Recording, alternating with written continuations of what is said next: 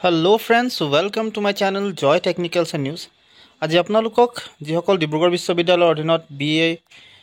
first আৰু third সেমিষ্টাৰত সাধাৰণতে আছিল বা যিসকলে BA এক্সাম বিলাক দিছিল ফাৰ্ষ্ট আৰু থাৰ্ডৰ তেওঁলোকৰ কাৰণে আজি সাধাৰণতে তেওঁলোকৰ যি ৰিজাল্ট সেই ৰিজাল্টৰ ওপৰত যেহেতু এই ভিডিঅটো মই প্ৰস্তুত কৰিছো আপোনালোকে জানে যে BA যি 5th সেম আছে বা BSc হওক বা BCom হওক এই সকলৰ সাধাৰণতে যি ৰিজাল্ট সেই ৰিজাল্ট বিলাক ইতিমধ্যেই আহিলে বা আপোনালোকে পালে 5th সেমে হওক বা যিখিনি ব্যাকলগ আছিল সেইখিনিও সাধাৰণতে আহিলে সো এতিয়া আজি যেটো সাধাৰণতে মই আপোনালোকক ইয়া জনাব বিচাৰিম হেতু হৈছে আপোনালোকৰ যি ফাৰ্ষ্ট সেমৰ যেটো ৰিজাল্ট ফাৰ্ষ্ট সেমৰ ৰিজাল্ট বিলাক এতিয়ালৈকে অহা নাই ফাৰ্ষ্ট সেমৰ ৰিজাল্ট বিলাক আপোনালোকক এই কেইদিনৰ ভিতৰতে হয়তো দিব আৰু যেহেতু প্ৰায়বিলাক ৰিজাল্ট লাহে কৈ আপোনালোকৰ আহিছে গতিকে ফাৰ্ষ্ট সেমৰ ৰিজাল্টটো আপোনালোকে পাই যাব আৰু কিছু দিনৰ পিছত হয়তো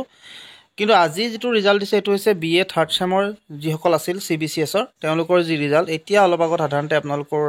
আহিছে আৰু হেতু চাবৰ কাৰণে আপোনালোকে দুটা পদ্ধতিত চাব পাৰে এটা হৈছে ডিব্ৰুগড় বিশ্ববিদ্যালয়ৰ অফিচিয়েল ৱেবছাইটৰ থ্ৰুদি গৈ আপোনালোকে ডাইৰেক্ট ইয়াত যেটো এক্সামিনেশন পোৰ্টেল আছে তাত আহি আপোনালোকে চাই ল'ব পাৰে ইয়াত আপোনালোকে তললৈ স্ক্ৰল ডাউন কৰিলে আপোনালোকে দেখা পাব আপোনালোকৰ যি এক্সামিনেশন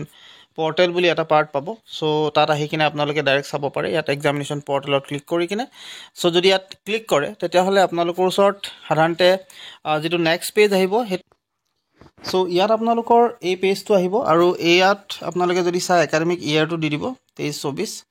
প্ৰগ্ৰাম আপোনালোকে সিলেক্ট কৰিব লাগিব UG সিলেক্ট কৰিব সিলেক্ট কৰাৰ পিছত আপোনালোকৰ ওচৰত আহি যাব সেশনটোত উইন্টাৰ 2023 কৰিব আৰু ইয়াত এক্সাম যেটো নেম আছে তাত আপোনালোকে যদি চাই তেতিয়া দেখা পাব থাৰ্ড সেম BA এক্সামিনেশন অৰ্থাৎ আপোনালোকৰ থাৰ্ড সেম BA এক্সামিনেশন আহিলে ফাৰ্ষ্ট সেম যদিও দেখাইছে ফাৰ্ষ্ট সেমটো আসলতে যিখিনি নতুনখিনিৰ কাৰণে নহয় FYU GP ৰ যিসকল আছিল সেই সকলৰ কাৰণে নহয় এখন আগৰ ব্যাকলগৰ খিনিৰ হয় 5th সেম খিনি আহিলে ইতিমধ্যে ফাৰ্ষ্ট সেম BCom দিলে থাৰ্ড সেম BCom দিলে 5th সেম BCom দিলে first same BSc third same BSc 5th same BSc মানে যিসকল সাধাৰণতে আপোনালোকৰ জেনাৰেল যিখিনি আছিল বা যিখিনি CBCS ৰ হয়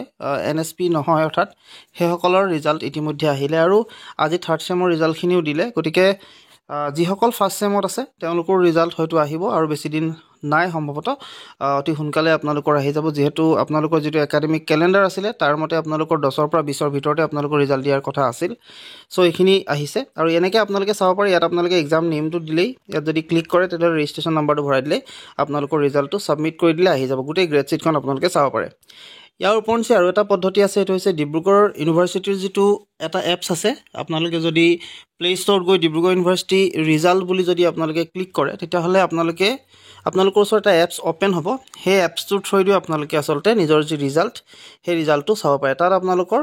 সাধাৰণতে যেতিয়া আপোনালোকে ওপেন কৰিব সেই এপছটো আপোনালোকৰ সেই ওপেন হোৱাৰ লগে লগে ফোন নাম্বাৰটো প্ৰথমতে আপোনালোকৰ এটা ইনক্লুড কৰাৰ লগে লগে আপোনালোকৰ তাত দেখাই থাকিব থাৰ্ড সেম ৰিজাল্ট বুলি আৰু তাত ক্লিক কৰাৰ লগে লগে আপোনালোকৰ তলত ৰোল নাম্বাৰটো দি দিয়াৰ লগে লগে আপোনালোকৰ ৰিজাল্টটো আপোনালোকে ইয়াত পাবলৈ সক্ষম হ'ব সো এনেকৈ আপোনালোকে ৰিজাল্টটো চাওক যেহেতু আপোনালোকৰ ৰিজাল্ট আহিলে আপোনালোকে চাই লওক আপোনালোকৰ আশা কৰিম সকলোৰে যাতে আপোনালোকৰ ভাল হৈছে আৰু লগতে আজি আপোনালোকক ভিডিঅটোৰ পৰা মই বিদায় মাগিছো ইমানখিনি জনাই যিমান পাৰে সিমান শেয়াৰ কৰি দিয়ক সো আজিলৈ মানে ধন্যবাদ